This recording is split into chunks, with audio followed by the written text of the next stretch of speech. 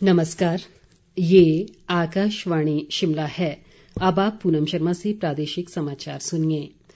मुख्यमंत्री सुखविंदर सिंह सुक्खू ने कहा है कि राज्य सरकार के 1 वर्ष का कार्यकाल पूरा होने के अवसर पर 11 दिसंबर को कांगड़ा में एक विशाल समारोह का आयोजन किया जाएगा। उन्होंने कहा कि इस कार्यक्रम में कांग्रेस पार्टी के राष्ट्रीय नेता राहुल गांधी व प्रियंका गांधी विशेष रूप से शामिल होंगे।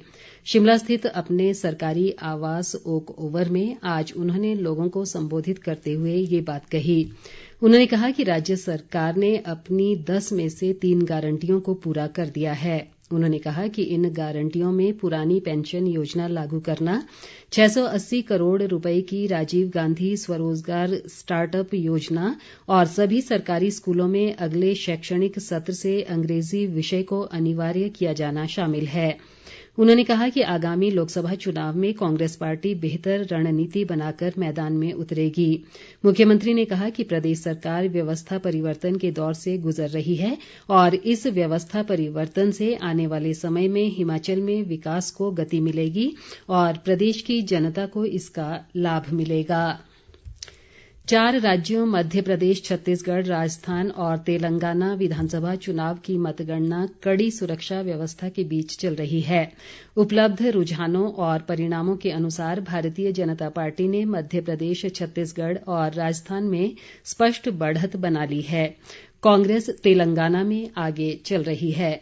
इस बीच भाजपा प्रदेश अध्यक्ष राजीव बिंदल ने रुझानों में भाजपा को 3 राज्यों में प्रचंड बहुमत मिलने पर बधाई देते हुए कहा है कि ये जीत देश के लोकतंत्र की जीत है। उन्होंने कहा कि तुष्टीकरण और भ्रष्टाचार की नीति के कारण कांग्रेस पार्टी को 3 राज्यों में करारी हार का सामना करना पड़ा है। बिंदल ने कहा कि ये ऐतिहासिक पल है जब भारतीय जनता पार्टी को 3 राज्यों में जीत मिली है। उन्होंने कहा कि ये जीत प्रधानमंत्री नरेंद्र मोदी की जन कल्याणकारी नीतियों, देशभक्ति और राष्ट्रवाद की जीत है। उन्होंने इस जीत के लिए प्रधानमंत्री नरेंद्र मोदी, भाजपा के राष्ट्रीय अध्यक्ष जगत प्रकाश नड्डा व भाजपा के समस्त शीर्ष नेतृत्व को बधाई दी है। विपक्ष के नेता जयराम ठाकुर ने कहा है कि देश ने कांग्रेस समेत इंडिया गठबंधन के झूठ को नकार कर प्रधानमंत्री नरेंद्र मोदी के विकास पर मुहर लगा दी है। शिमला में पत्रकारों से बातचीत के दौरान जयराम ठाकुर ने कहा कि 4 राज्यों के विधानसभा चुनाव से ये साफ है कि देश में प्रधानमंत्री का नाम ही एकमात्र गारंटी है। जयराम ठाकुर ने कहा कि प्रधानमंत्री का नाम विकसित, सशक्त, मजबूत और आत्मनिर्भर भारत की गारंटी है।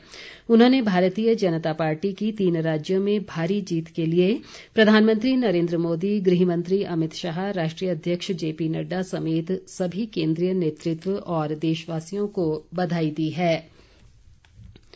आज अंतर्राष्ट्रीय दिव्यांगजन दिवस है। इस अवसर पर प्रदेश में कई कार्यक्रम आयोजित किए गए। सोलन जिला के बद्दी में जिला स्तरीय समारोह की अध्यक्षता करते हुए स्वास्थ्य व परिवार कल्याण मंत्री धनीराम शांडिल ने कहा कि प्रदेश सरकार द्वारा दिव्यांगों को सरकारी नौकरी में 4% आरक्षण दिया जा रहा है। ऊना जिले के हरोली विधानसभा क्षेत्र के घालूवाल में आयोजित जिला स्तरीय कार्यक्रम की अध्यक्षता उपायुक्त राघव शर्मा ने की। इस अवसर पर उन्होंने कहा कि दिव्यांगजनों को सही अवसर व मार्गदर्शन देने की आवश्यकता है ताकि उन्हें समाज की मुख्य धारा से जोड़ा जा सके। उपायुक्त ने बताया कि ऊना जिला रेडक्रॉस सोसायटी द्वारा अल्मिको संस्था के माध्यम से 322 दिव्यांगजनों को विभिन्न किस्म के 435 सहायक उपकरण वितरित किए गए हैं। हमीरपुर में हुए समारोह में अतिरिक्त उपायुक्त मनीष यादव ने कार्यालयों, संस्थानों और सार्वजनिक स्थलों पर दिव्यांगजनों की पहुंच को आसान बनाने का आह्वान किया। कुल्लू जिले में हुए जिला स्तरीय समारोह की अध्यक्षता उपायुक्त आशुतोष गर्ग ने की। इस अवसर पर उन्होंने कहा कि दिव्यांगता को सही समय पर पहचान कर प्रारंभिक हस्तक्षेप के माध्यम से दिव्यांगों को भविष्य में आने वाली समस्याओं का समाधान किया जा सकता है।